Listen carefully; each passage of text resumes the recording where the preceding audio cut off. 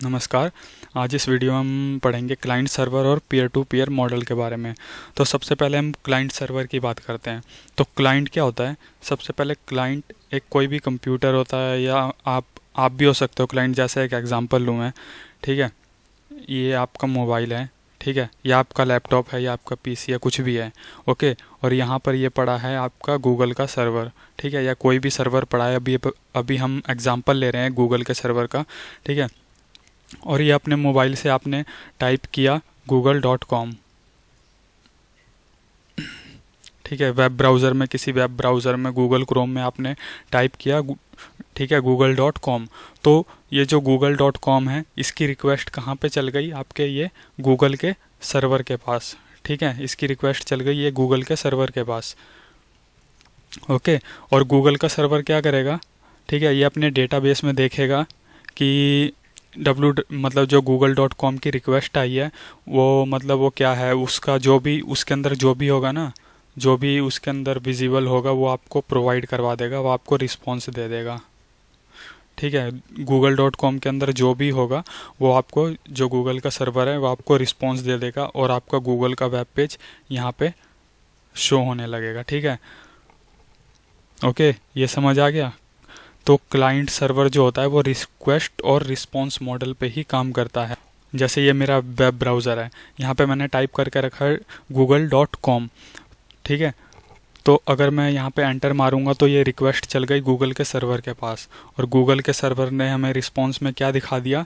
जो गूगल का web page है, ठीक है, जो उसके अंदर है, ठीक है। ऐसी मैं अगर हिंदी पे यहाँ पे क्लिक करूँगा तो ये रिक्वेस्ट चल गई, ये रिक्वेस्ट चल गई किसके पास? गूगल के सर्वर के पास। और गूगल हिंदी में जो कुछ होगा वो हमें यहाँ पे वो शो कर देगा, ठीक है। तो यही होता है client server request and response model पे काम करता है। क्लाइंट कोई भी हो सकता है, ठीक है। मतलब क्लाइंट वर्क स्टेशन हो सकता है, या पर्सनल कंप्यूटर हो सकता है, ठीक है, या कोई भी एक सिंपल एप्लीकेशन हो सकता है, जैसे आपका वेब ब्राउज़र, या पूरा का पूरा सिस्टम हो सकता है, ठीक है, जो सर्विसेज को एक्सेस करता है। ओके, इतना समझ आ गया?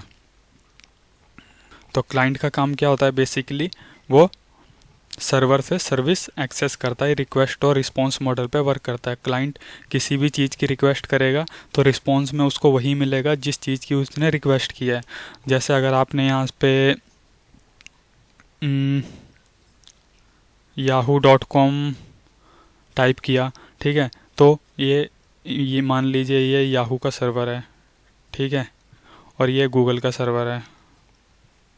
तो ये क्या होगा? जो yahoo.com की रिक्वेस्ट है, ये कहाँ जाएगी? याहू के सर्वर पे जाएगी, ठीक है।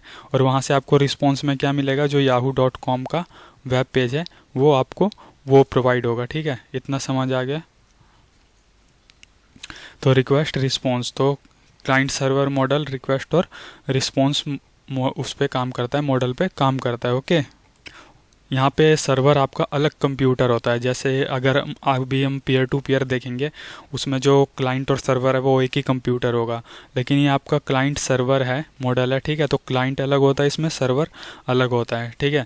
जैसे अगर आप अभी मेरी वीडियो देख रहे हैं तो वो आप यूट्यूब के सर्वर पे देख रहे होंगे, ओके, ठीक है। तो आपको क्लाइंट और सर्वर आपको समझ आ गया होगा कि क्या होता है, okay.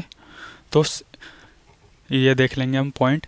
It work on request and response method. जी हाँ, वो आप रिक्वेस्ट करेंगे किसी चीज़ की, बदले में आपको उसका रिस्पॉन्स मिलेगा, ठीक है।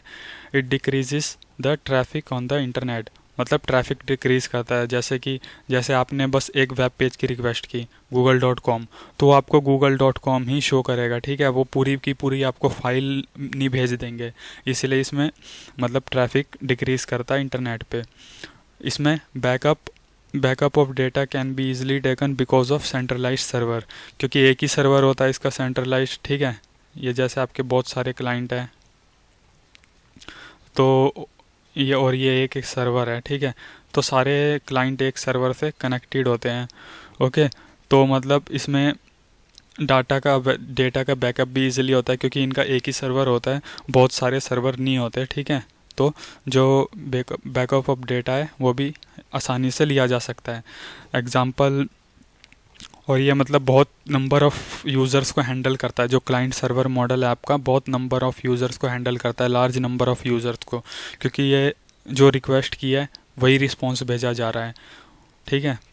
तो इसीलिए लार्ज नंबर ऑफ़ यूज़र्स को हैंडल करता है। एग्जाम्पल देखेंगे, web server, it return the web page to the client that requested them. जो भी आपको एग्जाम्पल बताया, जो वेब पेज के क्लाइंट ने रिक्वेस्ट की, सर्वर ने वो उसको शो कर दिया, ठीक है। इसमें और भी होते हैं, जैसे टू टीयर हो गया, ठीक है, और 3 टीयर हो गया। 2 आर्किटेक्चर आते हैं इसमें आपके। तो वैसे ये ओवरव्यू देख लेते हैं इसका हम, वैसे आपके सिलेबस में है नहीं, मतलब बस डायग्राम बना के बता देता हूँ। 2 टीयर में क्या होता है, ये आपका क्लाइंट है, ठीक है, ये आपका सर्वर है, और क्लाइंट और सर्वर डायरेक्टली कनेक्टेड होते हैं, ठीक है।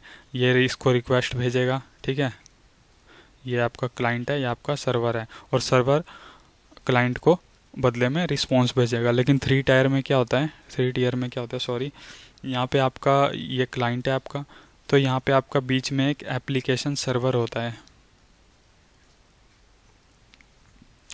ठीक है, और फिर यहाँ पे आपका मेन डेटाबेस होता है, जो सर्वर होता है, ठीक है, सर्वर का डेटाबेस या तो क्लाइंट से पहले रिक्वेस्ट एप्लीकेशन सर्वर के पास जाती है, फिर एप्लीकेशन सर्वर से रिक्वेस्ट इसके पास, मतलब जो मेन सर्वर है उसके पास जाती है। सेम ऐसे ही रिस्पॉन्स का, ओके।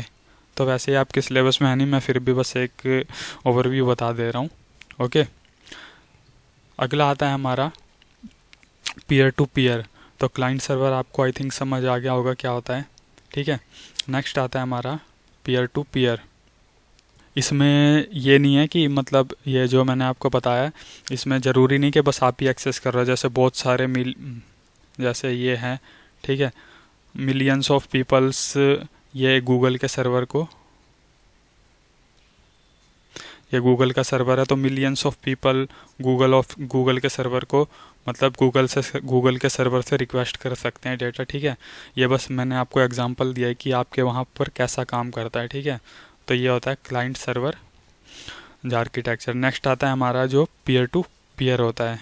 पीयर टू पीयर में क्या होता है, मैं डायग्राम बना लेता हूँ। पीयर टू पीयर में क्या होता है, सारे क्लाइंट होते हैं, सारे सर्वर होते हैं, ठीक है। जैसे ये क्लाइंट 1 है, सर्वर 1 है, ठीक है, क्लाइंट 2 है, सर्वर 2 है।